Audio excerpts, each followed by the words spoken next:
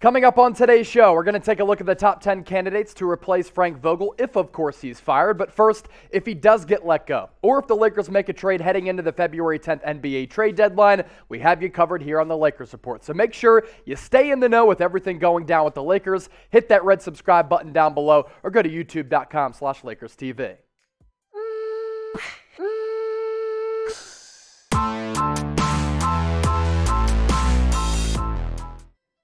Welcome in to the Lakers Report by Chat Sports. I'm your host, Chase Senior. Hope all of your weeks are going well. Your weeks will be going better if you download the Fetch Rewards app, today's presenting sponsor.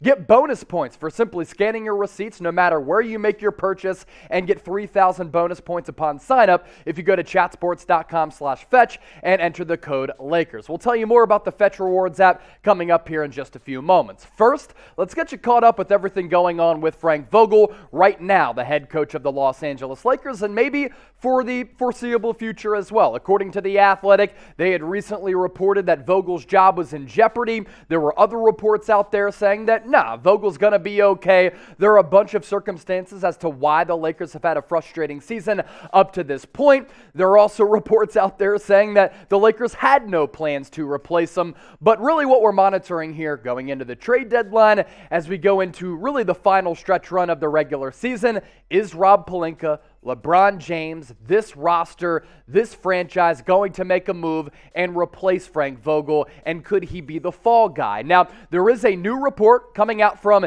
ESPN's Ramona Shelburne. Let's get you caught up on the Frank Vogel front from Ramona. A series of listless losses throughout the season have put the onus on Vogel at several points, most recently last week when the team contemplated whether a midseason change could jumpstart the team. Ultimately, the Lakers decided against replacing Vogel for the time being, at least multiple sources said, because no one believes changing the coach will yield dramatically different results. And look, I agree with that last word. Like, if you can Frank Vogel, is it going to change the course of the Lakers season? I don't think so, but I know this to be true as well. All things can be true, and many people are to blame. Management, ownership, Rob Pelinka, LeBron James, Russell Westbrook, Anthony Davis, Frank Vogel and his coaching staff. You can't pinpoint one singular person and say, you are to blame for the Lakers' struggles. You are to blame for why the Lakers are at this point, at this juncture in the year. Everybody's to blame. This is a combined effort. You don't always have to blame one single person. It can be kind of multifaceted, and that's what it is with the Lakers up to this point in the regular season. So, Laker Nation, I want you to get into the comment section right now, and I want you to be honest with me. This is also going to be the pinned comment on today's video, so if you get hit with that YouTube ad break, scroll on down and get your votes in. Should the Lakers fire Vogel this offseason? Type Y for yes, type N for no. Get those votes in the comment section right now before we get to the top 10 candidates to replace him. All right, let's get to those candidates to replace Frank Vogel if, of course, he's fired. Good businesses always look ahead. Good sports organizations always look ahead as well. That's what we're doing here on the Lakers Report. We're faster and better than everybody else. That's why you subscribe. All right, a juicy name to start off this list. Juwan Howard, head coach of the Michigan Wolverines. Of course, led Michigan on that wonderful NCAA tournament run before they fell to UCLA last year in the Final Four. He's a LeBron James guy, played with LeBron, was an assistant coach on the Miami Heat after his playing career. I think it's an easy segue for him to kind of go and transition from the college ranks to the pro ranks, and why not take over for the most marquee brand and franchise in NBA history in the Los Angeles Lakers. Number 9, a guy who's already in Tinseltown, in the city of Angels. That is Tyronn Lue, who also knows LeBron James well because he won a championship with LeBron as the head coach of the Cleveland Cavaliers. Now,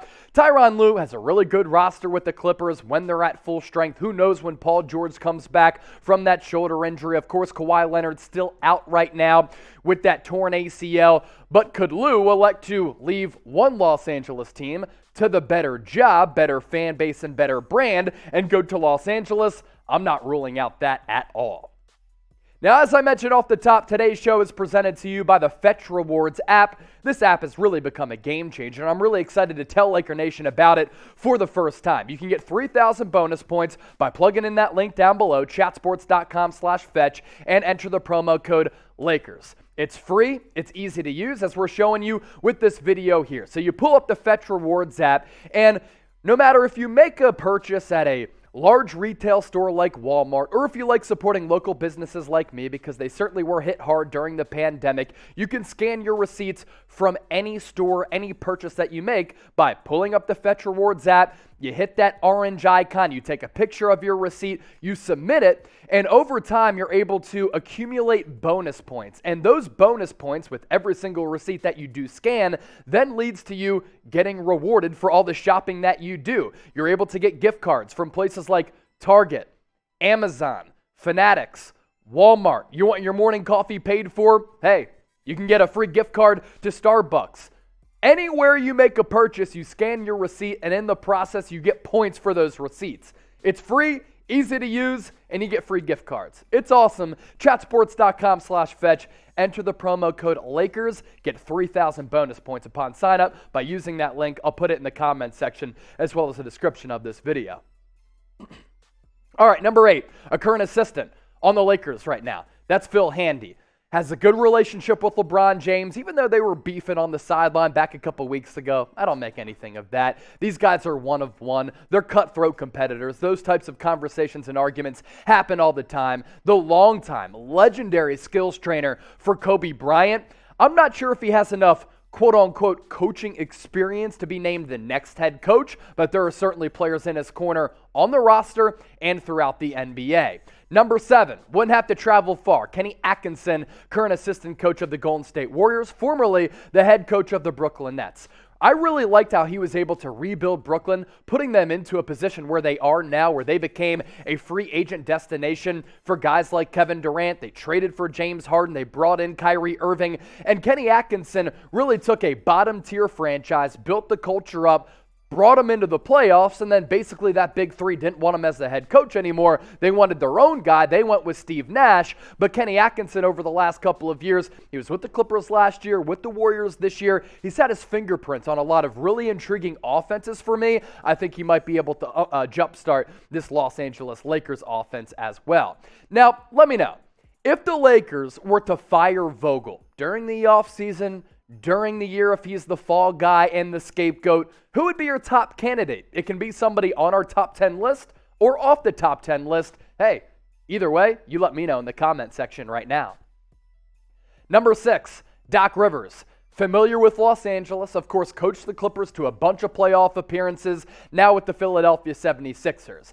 That second-round disastrous series last year against the Atlanta Hawks was awful. He failed to make some of the coaching changes throughout that series as the Hawks dealt the Sixers a devastating blow. Now, Doc, familiar with LA, coach with the Clippers, of course, coached the Boston Celtics when they beat the Los Angeles Lakers in the NBA Finals back in the 2008 year.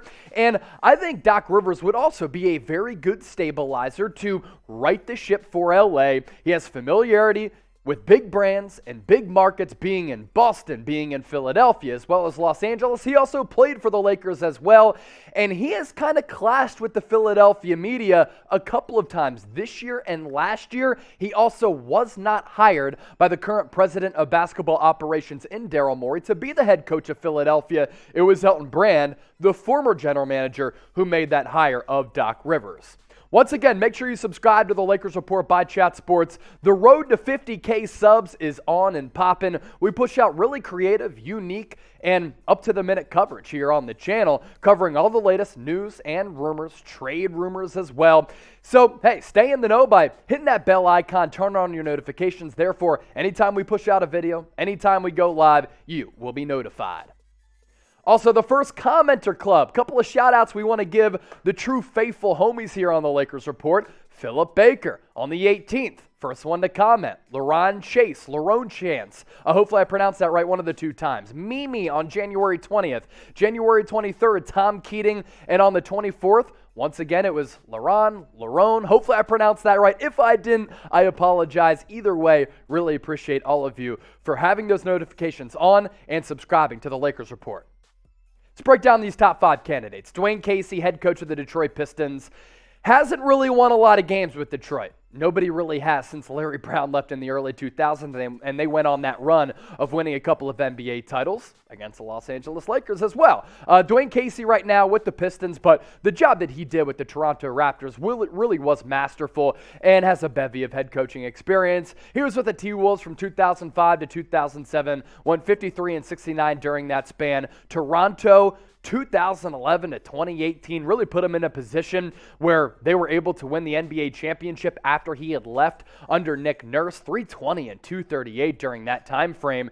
And yeah, with the Detroit Pistons, you look at the win-loss record. He recently just signed a contract extension, 92-174. That's not because of his doing. It's just really hard to win in Detroit right now. Sam Cassell, a candidate who has been mentioned in a couple of head coaching openings and has interviewed for a couple of the head coaching openings across the NBA over the last couple of years. He is the lead assistant under Doc Rivers right now, and he certainly paid his dues. Had an awesome career as a point guard, gritty player. Latter half of his career really was the ultimate glue guy, a very heady player as well. But as an assistant coach, he's been getting it done for 13 years. That's a really long time. So we're talking about guys who are inexperienced on this list, other candidates who are experienced. Sam Cassell, certainly in that category of being a candidate who is very experienced, and I think it's only a matter of time before he lands a head coaching gig. Maybe it's with Los Angeles. Now, my next question for the audience, what type of coach do you prefer? Because these candidates have different backgrounds and different levels of experience, as I just talked about. Type O for if you want an offensive coach. D for defensive, you let me know once again and sound off below me in the comment section. Mike D'Antoni, certainly an offensive mind, and has helped change the course and history of basketball stylistically with the game, with the way that it's been played, and he did so with the Phoenix Suns in the early 2000s to the latter part of the 2000s with Steve Nash, Amari Stoudemire really running that run-and-gun basketball, which has become a very popular style in nowadays NBA. The pace then, lightning quick. The same pace now would be considered slow, but at that time, it was really revolutionary. And D'Antoni, everywhere he's gone, he's won a lot of basketball games. Now, the deep postseason runs haven't necessarily been there, although he's coached a couple of conference championship games and series. But Nuggets, Suns, Knicks, Lakers, Rockets, could he come back to Los Angeles? Potentially. I just think, man, he could really add this level of excitement and rejuvenate a stagnant offensive product for the Lakers right now. Top two candidates, Terry Stotts, former head coach of the Portland Trail Blazers. Now, a lot of you are going to point to the bad. I'm going to point to the good and bad because there was plenty while he was in the Pacific Northwest with the Portland Trail Blazers. Another one of those stabilizer coaches who could really just kind of right the ship and calm down all of the drama. We know that LeBron James coach teams, those head coaches don't always last long, but Terry Stotts certainly lasted long in Portland. Don't get the wrong idea, you sickos. 402 wins, second in team history with the Portland Trail Blazers. First pick with Stotts as the head coach was Damian Lillard, which is a really good player-identified pick. 8 playoff appearances in 9 years, only made the conference finals once, back in 2019 when they lost to the Golden State Warriors. Never made the NBA Finals, but man, the dude can certainly coach, and he's coached a lot of teams to the playoffs. Number one candidate on our top 10 candidate list, David Fizdale, the top assistant for the Los Angeles Lakers right now, has a lot of head coaching experience as well, and LeBron James swears by him. This is the easiest transition to go to Frank Vogel to David Fizdale. Prior relationship with LeBron, he's already an assistant on the staff. He's the lead assistant. He had to step in for Frank Vogel when Vogel was out because of COVID. And look, you look at the head coaching resume, 2016-17 with Memphis, 43-39, lost in the first round. Next year, he's fired midseason. LeBron James let his feelings be known that he didn't agree with it. Fizdale was a assistant coach in Miami when LeBron was there. So there's that level of familiarity. He coached the Knicks, but that was really just a bad tenure because the Knicks were a dumpster fire of a franchise and didn't have any stability at all. Now, I like Fizdale as a coaching candidate because he has that familiarity with LeBron. He learned under Eric Spoelstra, who I still think is probably the best coach in the NBA, former assistant in Miami, bunch of head coaching experience. And if Vogel does get fired during the year, he is probably going to take over because he's already on the staff. Now, The stint with New York wasn't good either, but man, I think David Fizdale at some point is going to be able to prove to some of the detractors out there that the dude can certainly coach. So we run through this list one more time. Juwan Howard, Tyronn Lue, Phil Handy, Kenny Atkinson, Doc Rivers. Other candidates include Dwane Casey, Sam Cassell, Mike D'Antoni, Terry Stotts, and David Fizdale. As I asked you earlier, if you like these candidates, fine. If not, give me a candidate you want to take over for Vogel. If he's fired, subscribe, and thanks for watching today's show here on the Lakers Report.